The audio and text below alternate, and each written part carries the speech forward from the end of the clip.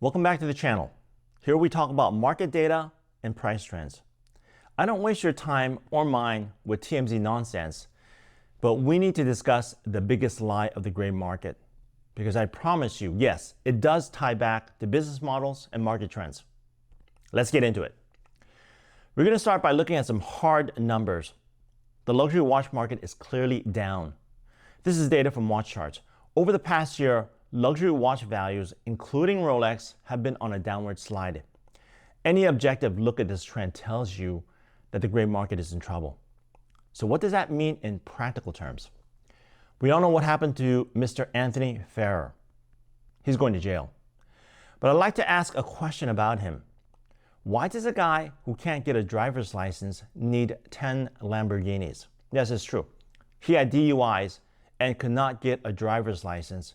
But wow, he sure wants those supercars. We've all seen the lifestyle he portrayed. The mansion, the personal trips to deliver a Rolex. How did any of that make any sense? Today, we're going to suss out 3 lies told by the gray market dealers. And I'll reveal the biggest lie at the end, because it means something for the future of the luxury watch market. This is a picture of my dad in his watch shop. Back then, I was a kid. I didn't realize I should have asked about the Lambos and the yachts. Hey, where's my Porsche?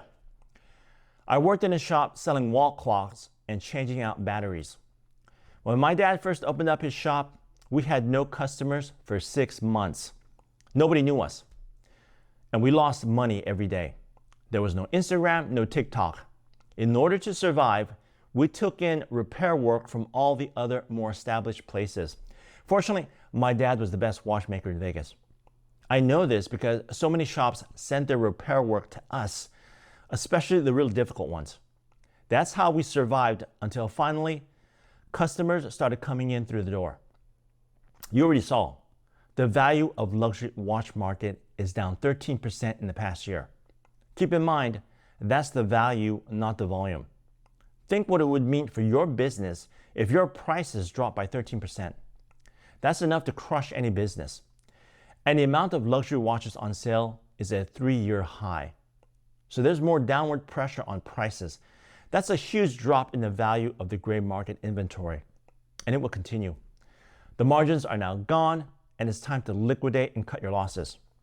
Now, I do want to make a distinction between a traditional gray goods dealer, such as Ashford or Joma Shop, versus the fly-by-night flippers. I'm talking about all those people advertising their, watch trading academy standing next to their Lambos. This one says flipping will be worth $30 billion in 2025.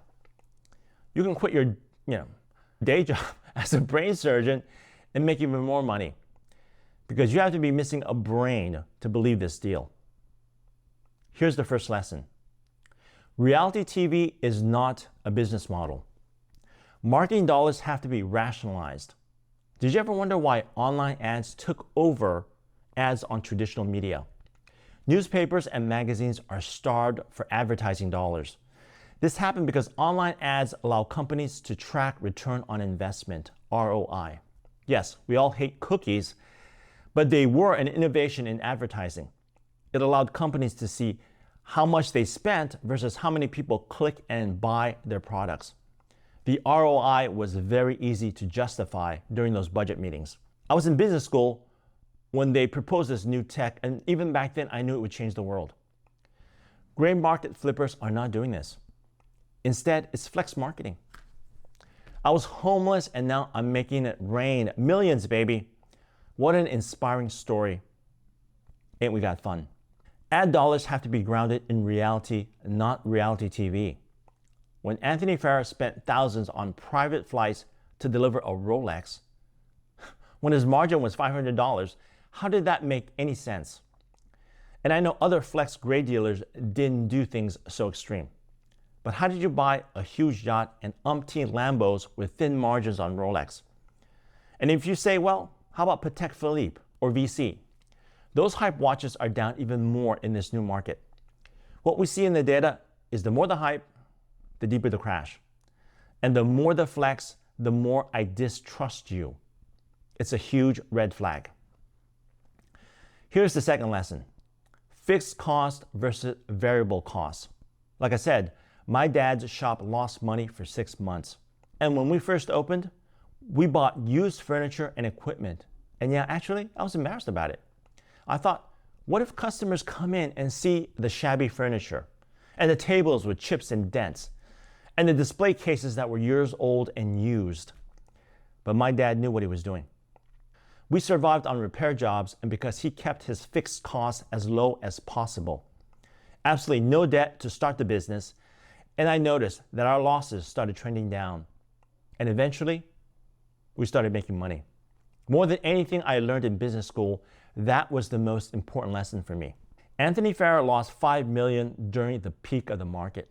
He didn't lose money because of a price crash and there was no money to make. He didn't understand about how to run a business properly and about fixed costs. Look at this mansion that he leased. How do you pay for all this with margins on a Rolex and still pay for your private jets and your employees? And here is the biggest lie. Sustainability is the business model. They were advertising at a loss. They had huge fixed costs that were draining their cash flow. And the biggest lie of the gray market flippers is sustainability. That is the key.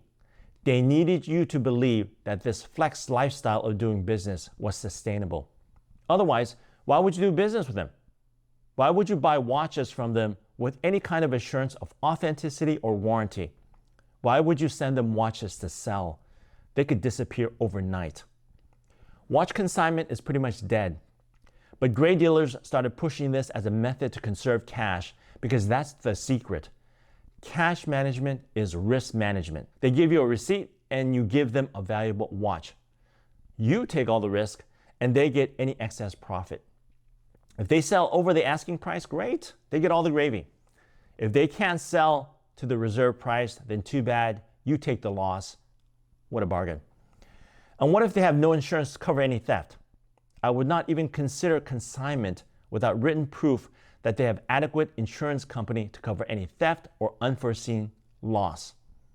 I wouldn't consider it anyways. And as we now know, many didn't have any coverage.